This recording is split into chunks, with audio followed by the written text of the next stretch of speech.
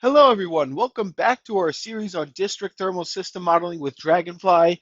And in this video, we're going to set up and run a fifth generation district energy system.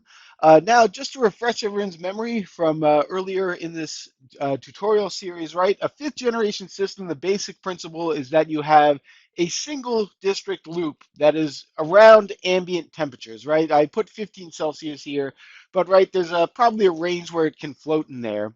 And then really all of the technology that does the heating and cooling is on a building by building level, essentially pulling heat from this ambient loop or rejecting heat to it.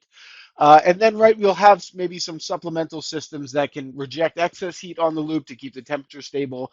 And we'll look into some things that can help keep the loop basically from freezing in conditions where all the buildings are pulling heat out of the loop, as you see in this case here. Right, so we're just going to focus on understanding the system in this video. We're not going to do too much customization. We'll do that in the next video. And I will say I am going to use the OpenStudio app in this video if you guys want to install it to be able to follow along with that point. But it's not necessary. I'm just using it to visualize the system for you guys. So we're going to start. This is where we left off in the last video, right? I ripped out the fourth generation components here, right? We saved the EUI of the fourth generation system of kind of our best setup of that system. And we're now going to replace all of our DES with a fifth generation thermal loop. So I'm going to drag and drop this DF fifth generation thermal loop component onto the canvas here. And you'll see this is unlike the fourth generation system, right, where it was kind of pretty much ready to go out of the gate. There is one required input in order to get the fifth generation district system set up. And that is that you need to supply geometry for connectors between buildings. And you'll see, so this is the first time I'm actually going to be using stuff in the Rhino file. I hadn't mentioned up to this point, but I'll make sure in the link is a Rhino file that actually has not just the geometry of these building footprints that we've been working with throughout this series, but there's also a set of line geometry for thermal connectors between each of these buildings. Right, so basically you just need to, in order to set up your fifth generation district systems, you need to specify how the buildings are connected to one another within this loop, essentially. Right, so this is basically geometry representing that ambient loop that I showed in the diagram earlier. All right, so you will need to have this Rhino file open. If you don't have it already, just download it and open it up here. But I'm going to bring this thermal connector geometry, right, this line geometry into Grasshopper here, so that I can basically assign it to this district system such that the model will know the order of how the buildings are connected in the loop. Now, I will say, right, so the rules, if you're setting up your own district here, the rules are just generally as long as the thermal connectors touch the footprint of whatever buildings you have in your Dragonfly model, right? The underlying source code figures out how exactly everything works all together, as basically as fluid flows through that ambient loop there. Right, so just make sure, right, if you are setting up this model with your own urban district, make sure that your thermal connectors touch the footprints of each of these geometry within your Rhino model tolerance. Okay, all right, well, let me bring this geometry inside Grasshopper here. And let's see, I'll just select, there are just three geometries here, right? I mean, three buildings and three connectors. So I'm just going to have those all selected, and I'm going to right click on the geometry and say set multiple geometries. And you'll see that's going to bring it into Grasshopper, right? It'll turn green or black, depending upon whether I have it selected or not. It's usually good practice if you want to be able to open up this Grasshopper file without needing this exact Rhino file. You can just right-click the geometry and internalize the data. It's not necessary to do that, but I find it's good practice. And you'll see, right, that's how, if you guys had opened up the the building footprint geometry, those are all internalized within this Grasshopper definition here. So the whole thing should work as long as you had your Rhino model in meters. In any event, all right, let me connect up the geometry here to the connector geometry. And you can see as soon as we do that, we have a fifth generation district system object that is now coming out of this component here. I mean, we can give it a name if we want, but I don't know, unnamed is fine here, right? I just want to show you guys what the what the basic anatomy of the system is for this video. So I'm going to connect this DES loop up to my Dragonfly model to DES component. I'll plug in my model with the building loads binded to it into the model input of this DF model to DES. And then I'm going to double click this toggle to true. And that is now, not only is it going to go and basically write out an OSM and IDF with a plant model of this fifth generation district system, it's going to then run it through EnergyPlus. And you can see it's already starting to happen here, right in this command window. I am going to fast forward through this part. Hopefully the simulation should be pretty fast, but I just want to get to showing you guys the results of the simulation. Oh, wow, this is super fast. Maybe I don't need to fast forward it. Okay. All right. Well, in that case, yeah. Right. So our simulation finished here, right? We have modeled the fifth generation district system, and already we can start to get a sense of the EUI. And this is actually looking pretty good. Yeah. Yeah. Wow. So right, so you can see we have our overall EUI is now even lower than what we were able to get with the fourth generation district energy system. Right, and you can see most of our energy right now is heating and cooling. Right, there's not nearly as much pump energy, and I know you heard me say, right, that with district systems, usually you almost always have more pump energy than you will on a building by building level. But with a fifth generation district system, I mean, potentially, right, because you only have one loop, right, and because most of the technology, right, for actually uh, creating hot and cold water is on the building level, it is possible to get pump energy rates that are much lower. I mean, there's certainly going to be significantly lower than a fourth generation district energy system. But all right, but let's kind of break this down and understand what's exactly going on here, right? So we still have heating and cooling is our biggest energy consumer in this case, right? And if I looked at, for example, the cooling energy use of this DES, right, there are three data collections here.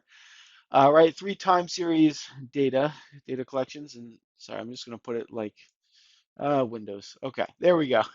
Put it like that and go to top view.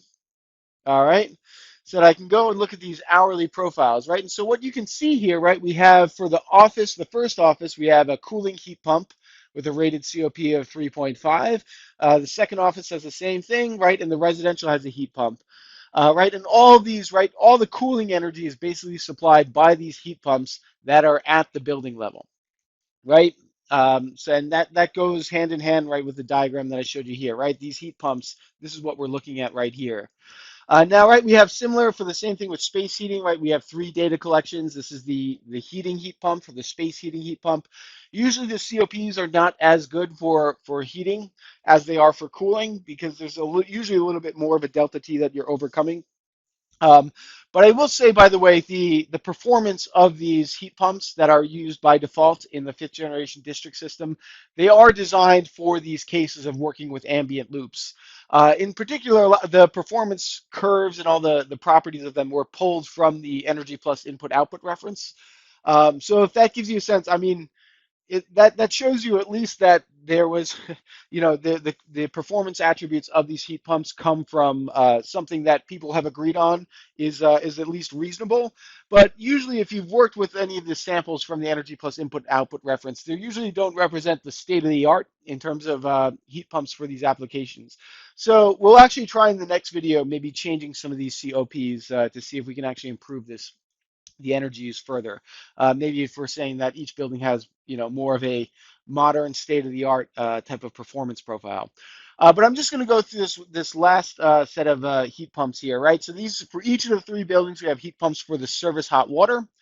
All right, and a key reason why you actually have different heat pumps for space heating versus service hot water is that, well, here we go. We can actually look at the temperatures in the hot water loops here, right? And you can see we have six, right? One for the space water heating, another for service hot water heating.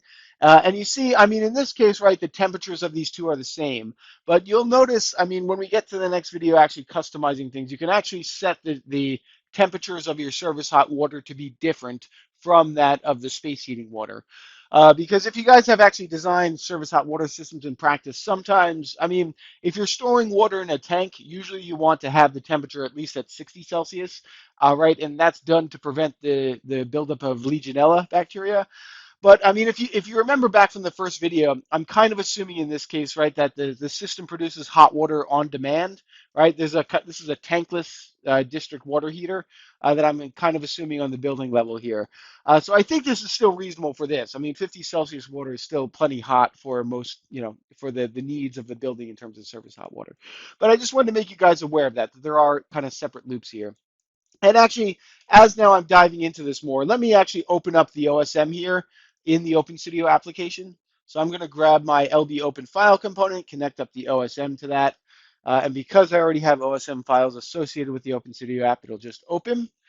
And here we go. I can show you each of those basically. I mean, we have the chilled water loop for the first office. We have a heating water loop, and then we have the service hot water loop, right? And each of them has this, right? Each of them has a heat pump here, right? The service hot water has a COP of 2.5, or the rated COP of 2.5. I mean, you'll see the performance curves and the reference one are a little bit different because of how we pulled those default values from the EnergyPlus Input Output reference.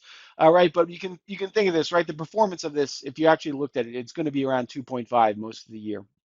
Um, Let me see. It only gets basically it only gets a COP that good when the temperature delta is very little between it and here we go. I can click on this and go right over to our ambient loop. So so this is the 5th generation heat pump loop.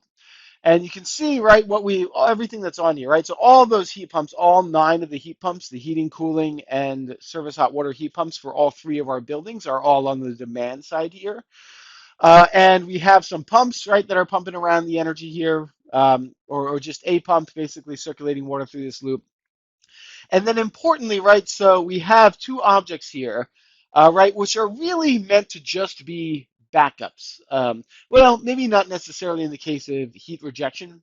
I think for most 5th generation district thermal loops that I've modeled, usually you need some type of additional heat rejection or supplemental heat rejection, just, to prevent the loop from overheating. Right, so here we go. Probably the best way to take a look at this is I'm going to look at this read DES temperature result. And you can see, right, we can actually look at the temperatures in this condenser water loop, right, this ambient loop that we've set up here. And you can see they're actually floating over a pretty big range in our model here, right? So they do get as low as 3 degrees Celsius, so kind of close to the freezing point of water in the middle of winter when all the buildings are extracting heat from this loop. Right, and certainly in the middle of summer, right, it's getting all the way up to 36 almost, right? So, I mean, it looks like probably the design was around, I think, right, if you can actually look at the design conditions of this, right, it's kind of meant to be, yeah, lowest is 3 and the maximum is 35, right? Obviously, these are things that can be tweaked. You also have, right, there's a set point manager on this that is basically specifying those 2 temperatures here. All right, but this is the basic idea, right? The loop is allowed to float in temperature. And this is what allows you to basically, right, have that, you're storing waste heat within the loop, right, such that the buildings that do need heat, or especially in those cases of service hot water, they're able to basically extract that out and get it whenever they need it. Right, and for that reason, you see the loop is, I mean, usually it's around 20. It's actually pretty close to room temperature for most of the year, it looks like. Right, it's around a little bit above 20, 23 or so. Um, so this gives you a sense at least of how these systems operate here. I mean, you'll see, right, so for pumps, right, there's a central pump for the 5th generation heat loop, right, which you can see this is a lot less than our 4th generation district system one, and a lot of that just has to do with the fact that, well, it's an ambient loop, it's allowed to float, and so it doesn't have to necessarily be as responsive in terms of on-demand response to the building heating and cooling loads, right? So I think that's a big reason why the pump energy is a little bit lower in this case, right? And then we have pumps for each individual loop of each individual building here, which are all relatively small in this case, right? So you can see all that here. But let's see what else. Oh, so we looked at heat rejection, right? So this is the energy use of that cooling tower that is on that ambient loop, right? So if you remember this cooling tower here, right, so in this case, right, the temperature does, I mean, it looks like most of the year it's actually, we don't really need to run this cooling tower, which is great. I mean, usually, I mean, like ideally, in an ideal world, you wouldn't need any supplemental heat rejection at all. But probably right in these peak hours right here, it looks like it's pretty critical to have some additional way to reject the heat, right? Because already we're kind of topping off a little bit above the design temperature here, right? If we're getting up to 36, If we did not have supplemental heat rejection, probably the temperatures here would skyrocket to maybe 50 Celsius, and you may in those cases get EnergyPlus giving you fatal errors if it gets too hot in the loop, right? So that's the main reason why there's a supplemental heat rejection system included by default.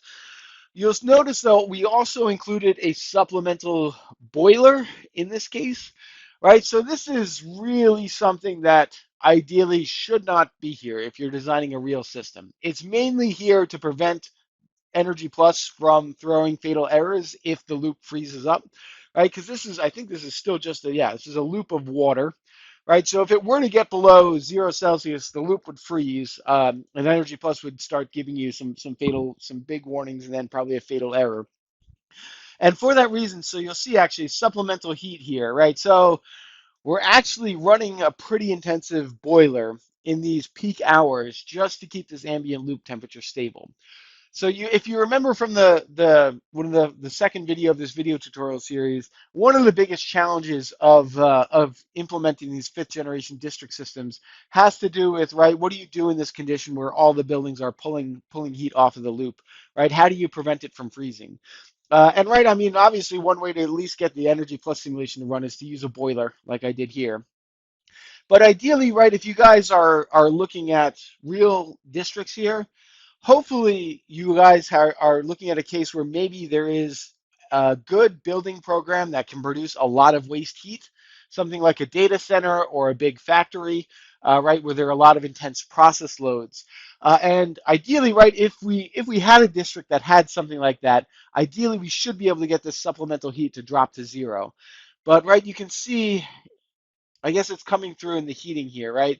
I mean, we can actually sum all together if you guys want to kind of look at what is the ratio um, of heating that is, let's see, we want mass addition, right? That is supplemental versus what is, actually, let me copy paste this whole thing, right? Versus what is just heat pumps on the building level. And here, I'm going to flatten this.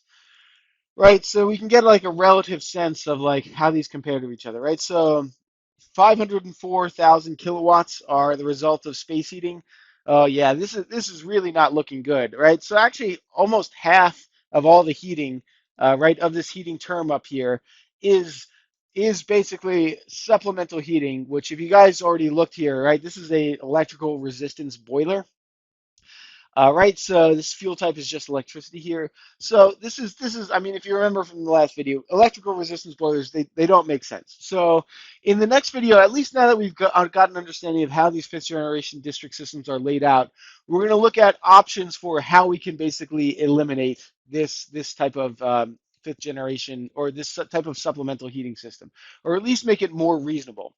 Right, and we're going to look at some other things that we can do to reduce this EUI even further. But right, I mean, I guess I shouldn't complain too much because we are starting from an even better point than we were with our fourth generation district system.